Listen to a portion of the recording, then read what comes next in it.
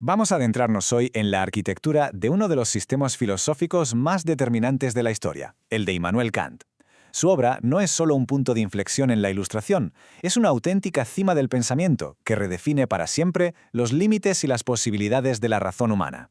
Y para comprenderla, debemos explorar la gran paradoja que articula todo su proyecto, su doble papel, aparentemente contradictorio, como el más implacable demoledor de la metafísica tradicional y al mismo tiempo como su más ambicioso y sistemático reconstructor. Fijémonos bien en esta célebre metáfora, el campo de batalla.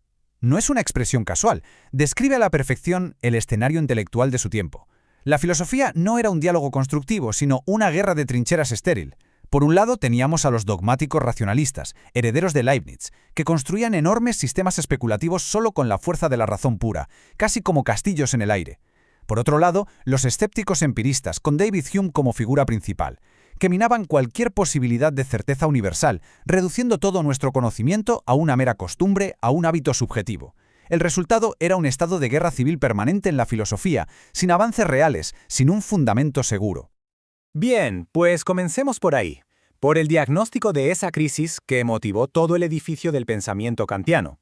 ¿Cuál era con precisión la patología filosófica que Kant se propuso curar de una vez por todas? Es que el contraste en el siglo XVIII era un escándalo intelectual. Por una parte teníamos ciencias como las matemáticas y sobre todo la física de Newton, que avanzaban con un paso firme, seguro, imparable. No solo acumulaban conocimiento, sino que generaban acuerdos universales y una capacidad predictiva que estaba cambiando el mundo. Eran, como diría Kant, un factum, un hecho incontestable de conocimiento.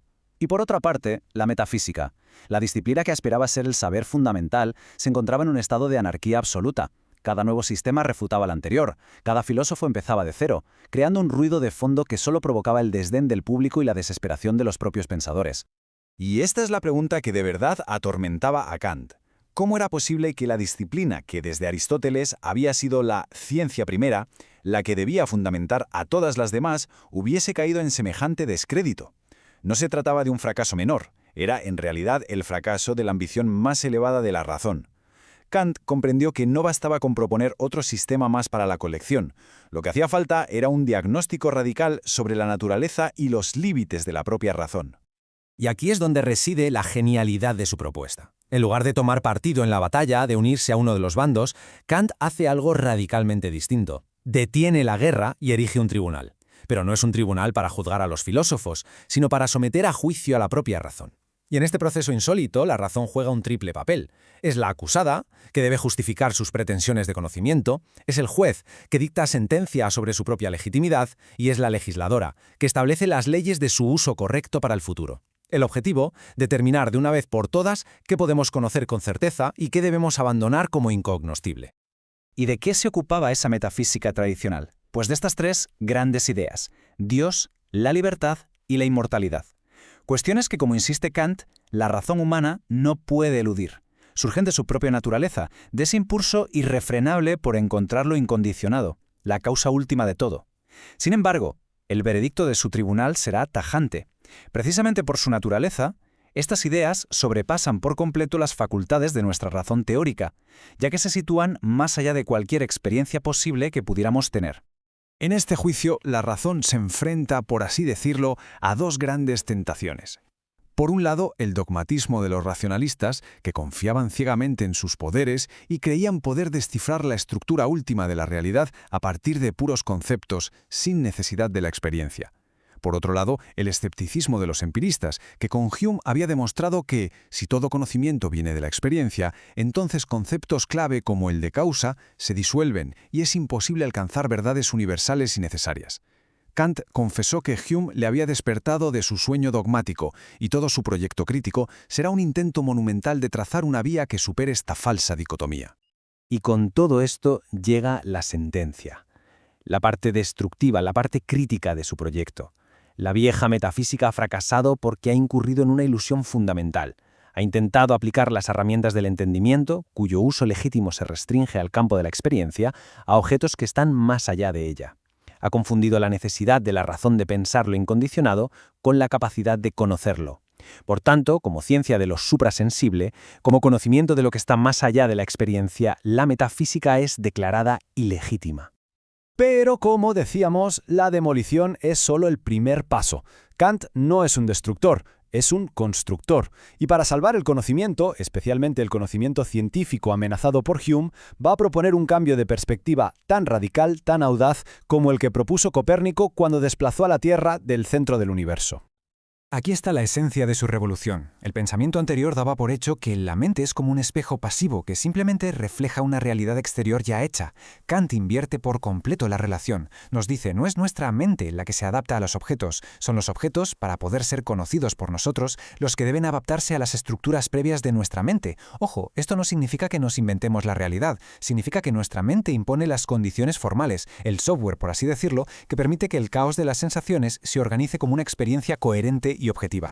Para fundamentar esta revolución, Kant se vuelve muy técnico. Analiza la estructura misma de nuestro pensamiento, los juicios. Por un lado están los juicios analíticos. Son ciertos por definición. Todos los solteros son no casados. El predicado ya está dentro del sujeto. Son universales, sí, pero no amplía nuestro conocimiento. Son tautológicos.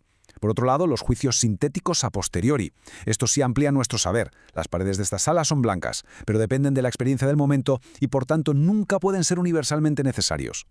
Y aquí está el nudo del problema, el gran enigma que Hume dejó sobre la mesa. ¿Qué pasa con los juicios de la ciencia? ¿O de las matemáticas? Tomemos el ejemplo de Kant, 7 más 5 es igual a 12. Este juicio es sintético, porque el concepto de 12 no está contenido ni en el 7 ni en el 5. Es una información nueva, pero a la vez es a priori. Su verdad es universal y necesaria. No depende de que yo me ponga a contar objetos. Siempre es verdad. Entonces, ¿cómo es posible un juicio que a la vez amplíe nuestro conocimiento y sea universalmente válido? La respuesta de Kant, el descubrimiento central de su crítica, es la existencia de los juicios sintéticos a priori. Son juicios que, como los sintéticos son informativos, nos dan conocimiento nuevo, pero que, como los analíticos, poseen una validez universal y necesaria, a priori. La posibilidad de que la matemática y la física sean ciencias rigurosas descansa por completo en la existencia y la validez de estos juicios, y la tarea central de la filosofía kantiana será precisamente explicar cómo son posibles. Una vez demolida la metafísica dogmática y encontrado el fundamento del conocimiento en estos juicios sintéticos a priori, Kant ya está preparado para edificar sobre unos cimientos sólidos una nueva metafísica. Una metafísica que ya no será sobre lo suprasensible, sino sobre los límites de la razón y las condiciones de la experiencia. A este nuevo proyecto, Kant lo bautiza como filosofía trascendental. Y aquí es crucial no confundir trascendental con trascendente. Son casi opuestos. La filosofía trascendente era la que intentaba saltar más allá de la experiencia. La filosofía trascendental, en cambio, da un paso atrás, investiga las condiciones de posibilidad a priori de la propia experiencia. Ya no se pregunta ¿qué hay ahí fuera?, sino ¿cómo tiene que ser mi aparato de conocimiento para que yo pueda conocer algo? Es una metafísica que se vuelve hacia el sujeto para estudiar esas estructuras universales que hacen posible todo conocimiento objetivo. Y Kant identifica dos grandes niveles en esta estructura de la mente. Primero, la sensibilidad, nuestra facultad para recibir datos. Esta facultad posee dos formas puras a priori, el espacio y el tiempo. No son propiedades de las cosas en sí mismas, sino el marco universal en el que toda percepción tiene lugar necesariamente. Y en segundo lugar, el entendimiento, nuestra facultad de pensar. Este organiza el material que le llega de la sensibilidad aplicando una serie de conceptos puros, las categorías, causalidad, sustancia, unidad. Estos conceptos no los sacamos de la experiencia, sino que son las reglas lógicas que el entendimiento impone para convertir un flujo caótico de sensaciones en un mundo ordenado de objetos que interactúan causalmente. La consecuencia de todo esto es fundamental e ineludible. Si todo lo que conocemos está necesariamente estructurado por las formas de nuestra sensibilidad y las categorías de nuestro entendimiento, entonces solo podemos conocer la realidad tal como se nos aparece, el mundo fenoménico. La realidad tal como es en sí misma, independientemente de nuestras estructuras cognitivas, lo que Kant llama el noúmeno o la cosa en sí, es por definición incognoscible. No es que sea otro mundo lejano, es un concepto límite, una idea que nos recuerda, perpetuamente, la finitud de nuestra razón. A partir de esta rigurosa fundamentación del conocimiento, Kant puede por fin trazar el mapa de una metafísica legítima. Y esa nueva metafísica estará dividida en dos grandes territorios, distintos e irreductibles, el territorio de la naturaleza y el territorio de la libertad. Por un lado, tenemos una metafísica de la naturaleza, que es perfectamente legítima. Su objeto es el mundo fenoménico, el mundo del ser, regido por leyes causales necesarias que la ciencia puede y debe conocer. Pero por otro lado, y aquí reside su genialidad para salvar la ética, establece una metafísica de las costumbres. Su objeto ya no es lo que es, sino lo que debe ser. Investiga los principios universales de la acción humana, cuyo fundamento ya no es la causalidad natural, sino la libertad y la ley moral que la razón se da a sí misma. Pero entonces, ¿qué pasa con las viejas ideas de Dios, libertad e inmortalidad, que habíamos expulsado del ámbito del conocimiento? Kant las recupera, pero con un estatus completamente nuevo. No son objetos de conocimiento teórico, es imposible demostrar o refutar su existencia. Son postulados de la razón práctica. Es decir, son supuestos teóricamente indemostrables, pero moralmente necesarios. Debemos actuar como si fuéramos libres, porque sin la suposición de la libertad, la responsabilidad moral se desvanece. Y debemos postular la existencia de Dios y la inmortalidad del alma como una garantía de que en última instancia la virtud y la felicidad pueden converger, para que el esfuerzo moral no sea un absurdo cósmico. Esta profunda sentencia resume a la perfección la solución kantiana. Como seres fenoménicos, somos parte del mundo natural, estamos sujetos a sus leyes causales. Sin embargo, en la experiencia del deber moral, en nuestra capacidad de actuar no por inclinación egoísta, sino por puro respeto a la ley universal, nos descubrimos como miembros de un mundo inteligible, un reino de la libertad. No podemos conocer teóricamente este mundo, pero es en él donde reside la dignidad humana, nuestra condición de seres autónomos que son fines en sí mismos.